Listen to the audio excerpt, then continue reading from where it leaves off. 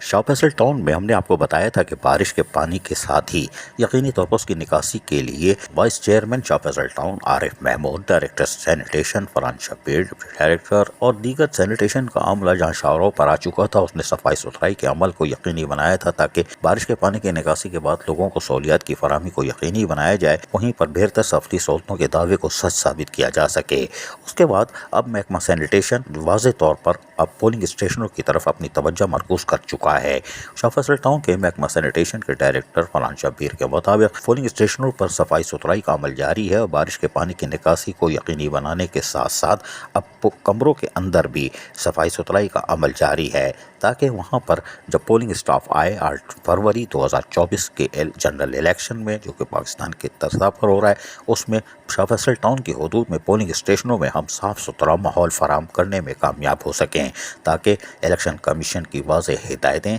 TRO यानी deputy commissioner की वाज़ेह हिदायतें जहाँ मौजूद हैं, वहीं पर चेयरमैन गौहर खटक जो कि एक जहनी सदमे का शिकार हैं, उनकी वालदा के इंतकाल पर ताज़ियतों का सिलसिला जारी है, लेकिन वाइस चेयरमैन आरिफ महमूद ने कमान संभाली हुई है और डायरेक्टर सैनिटेशन और डिप्टी डायरेक्टर हो या सैनिटेशन का एक एक अमला यकीनी तौर पर शाह फैसल टाउन के लोगों को सहूलियात की फराहमी और इलेक्शन 2024 8 फरवरी के लिए भी अब मुतहरिक हो चुका है। और यकीनी तौर पर आप देख रहे हैं कि वो पोलिंग स्टेशनों पर अब सफाई सुथराई का अमल शुरू कर चुका है। डायरेक्टर सैनिटेशन फरहान शब्बीर के मुताबिक आखिरी दिन यानी हम 7 फरवरी को बाकायदा स्प्रे मुहिम भी लॉन्च करेंगे ताकि वहाँ पर किसी किस्म के हशरातुल अर्ज़ का ख़ात्मा किया जा सके और आने वाले वोटर्स खुसूसन मर्द हों या ख़वातीन या बुज़ुर्ग, उनको एक साफ़ सुथरा माहौल हो और जो पोलिंग स्टाफ बैठा होगा सुबह से रात तक यानी गिनती के आखिरी वक्त तक, उसको भी हम बेहतरीन माहौल फराहम कर सकें। शाह फैसल टाउन की इंतज़ामिया पोलिंग स्टेशनों पर अब हरकत में आ चुकी है। अजीज़ आरिफ, KBS बल्दियाती न्यूज़ कराची।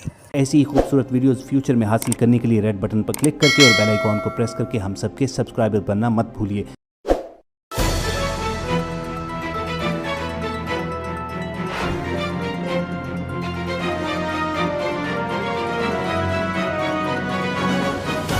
KBS बल्दियाती न्यूज़।